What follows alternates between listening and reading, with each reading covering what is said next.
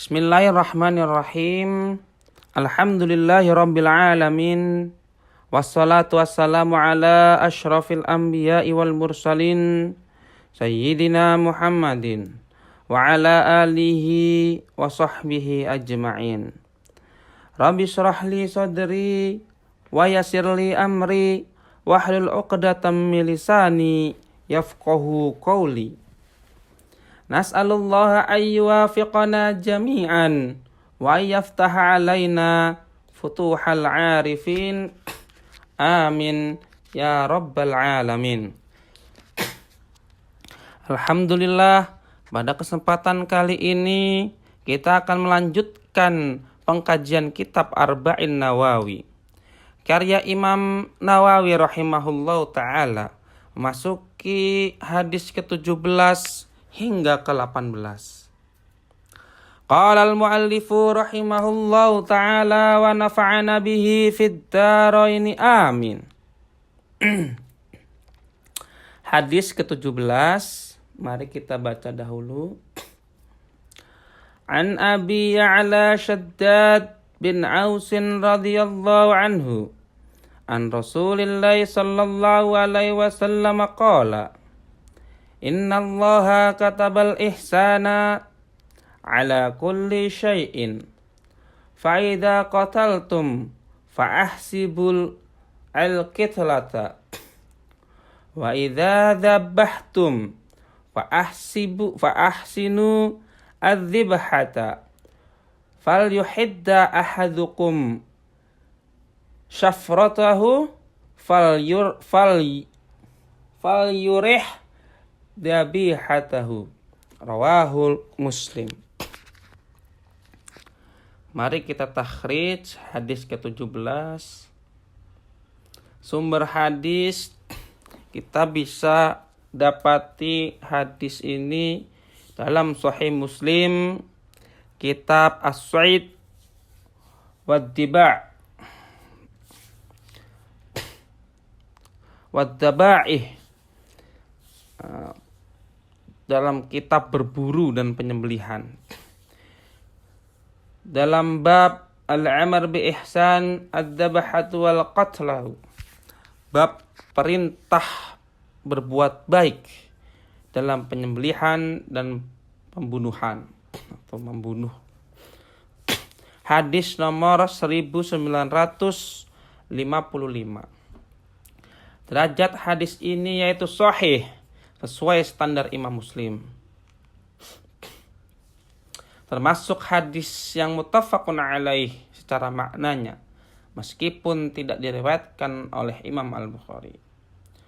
Perawi hadis ini yaitu Abu Ya'la Shaddad bin Aus radhiyallahu anhu, sahabat yang terkenal yang meriwayatkan beberapa hadis penting terkait prinsip-prinsip ihsan dan akhlak. Mari kita artikan hadis ini. An Abi Ya'la Shaddad bin Aus radhiyallahu anhu, dari Abu Ya'la Shaddad bin Aus radhiyallahu anhu, semoga Allah meridhoinya, an Rasulillah sallallahu alaihi wasallam, dari Rasulullah sallallahu alaihi wasallam. Qala, beliau bersabda, Innallaha katabal ihsana ala kulli syai'in. Sesungguhnya Allah telah mewajibkan ihsan atau berbuat baik atas segala sesuatu. Fa idza qataltum fa ahsinu al-qitlata. Maka apabila kalian membunuh, artinya dalam jihad ya atau qisas, berbuat baiklah dalam membunuh. Fa idza dabahtum fa ahsinu adz-dzibhata. Dan apabila kalian menyembelih hewan, berbuat baiklah dalam menyembelih. Wal yuhidda ahadukum syafratahu. Dan hendaklah salah seorang dari kalian menajamkan pisaunya. Fal yurih dabihatahu, dan hendaklah ia membuat hewannya merasa nyaman, artinya tidak tersiksa. Rawahu Muslim, Diriwayatkan oleh Imam Muslim. Hadis ini mengajarkan prinsip ihsan, berbuat baik dalam segala aspek, bahkan dalam tindakan yang tampaknya keras, seperti membunuh dalam hukum dan menyembelih hewan. Hikmah hadis di atas yang pertama, Islam adalah agama yang mengajarkan rahmat dan kasih sayang, bahkan kepada hewan dan musuh dalam perang. Ihsan adalah akhlak utama Islam dan harus diterapkan dalam setiap tindakan. Yang ketiga, etika penyembelihan sangat dijaga dalam Islam karena berkaitan dengan hak makhluk dan tanggung jawab manusia.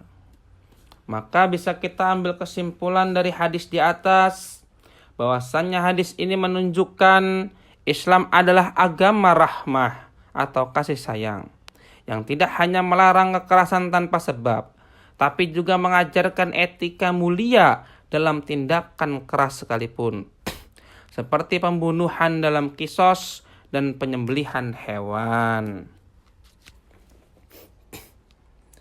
Kita masuk ke hadis ke-18. Mari kita baca dahulu hadisnya.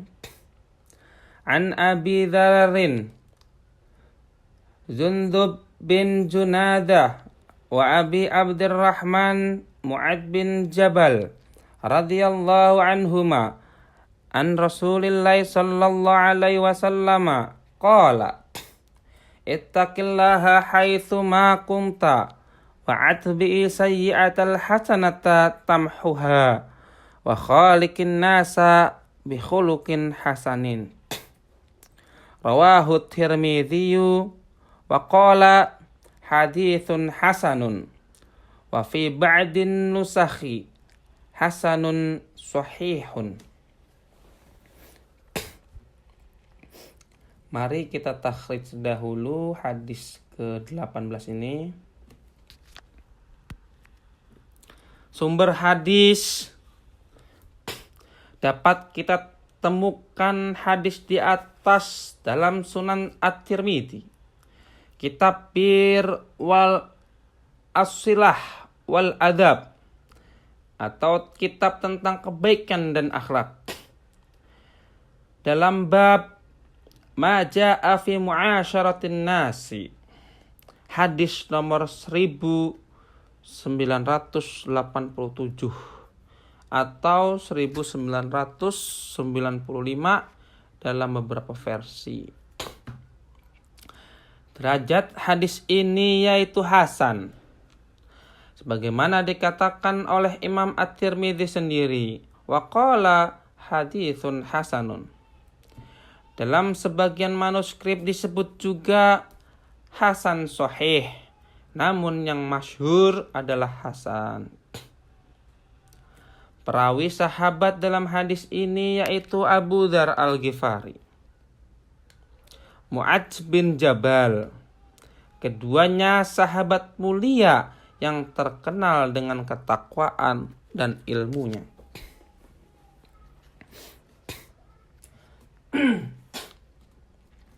Mari kita artikan hadis di atas.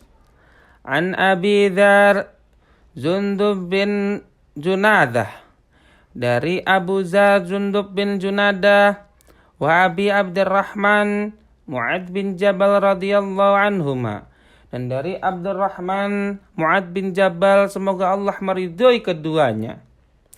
An Rasulillah sallallahu alaihi wasallam qala, dari Rasulullah sallallahu alaihi wasallam beliau bersabda, ittaqillaha haitsu ma kunta, bertakwalah kepada Allah dimanapun engkau berada. Wa'atbi'is sayyi'atal hasanata tamhuha, dan ikutilah keburukan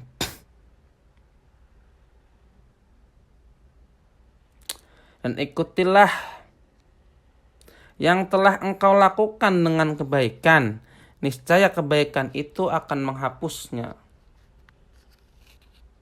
Sayyi'ah di sini kita artikan yang telah engkau lakukan. Maksudnya keburukan yang telah engkau lakukan dengan kebaikan. sayyi'atal hasanah. Wa khaliqin nasa bi khuluqin hasanin. Dan bergaulah dengan manusia dengan akhlak yang baik. Rawahu At-Tirmidzi, diriwayatkan oleh Imam At-Tirmidzi. Wa qala, dan dia berkata, haditsun hasanun, hadis ini hasan.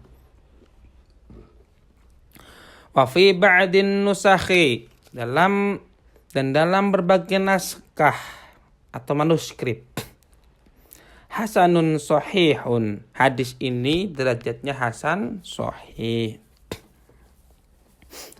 Jadi ada dua versi ya.